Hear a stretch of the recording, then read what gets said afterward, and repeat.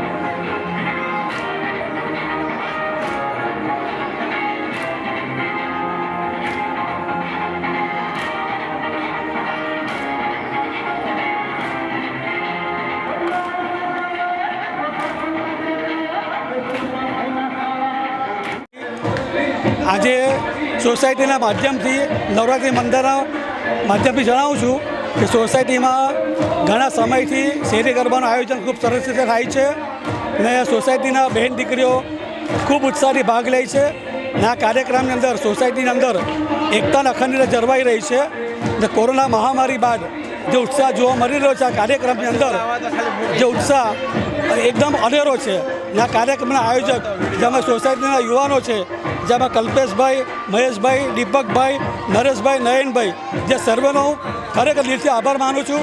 જે આ કાર્યક્રમને ખરેખર બહુ સહારાને બનાવેલું છે ને એમના આયોજનથી સોસાયટીની અંદર અનેક ઘરોથી લાભ અને પરિચય મળે છે આ કાર્યક્રમથી ને આ કાર્યક્રમના માધ્યમથી નવરાત્રિના માધ્યમથી સોસાયટીની અંદર જે છોકરીઓ જે આજે બહાર રમવા જાય છે પાર્ટી પ્લોટની અંદર તે જતી બંધ થઈ ગયેલી છે ને ભવિષ્યમાં પણ આવા કાર્યક્રમનું આયોજન અમારી સોસાયટીમાં થાય છે અને થતું રહેશે એવો મારું આ કાર્યક્રમ જે આયોજક છે એની પર ભરોસો મૂકું છું અને આ માધ્યમથી જણાવું છું કે જે પાર્ટી પ્લોટની અંદર જે છોકરીઓ મા બહેનો જે બહાર જાય છે નીચે બનાવો પ્રસંગો બના છે જે નિધારવા જો પ્રસંગ બને છે જે શેરી ગરબાથી કે સોસાયટી ગરબાથી આ માધ્યમ જે બહાર જે જવાવાળું યુવા ધન છે તે શેરીમાં જળવાઈ રહી છે ને સોસાયટીની કે શેરીની અંદર ગરબા આયોજનથી એ જે એકતા અને અખંડની જે બની રહી છે જે બહુ સહારનીય છે માટે દરેકને મારું એવું અભિનંદન અપીલ છે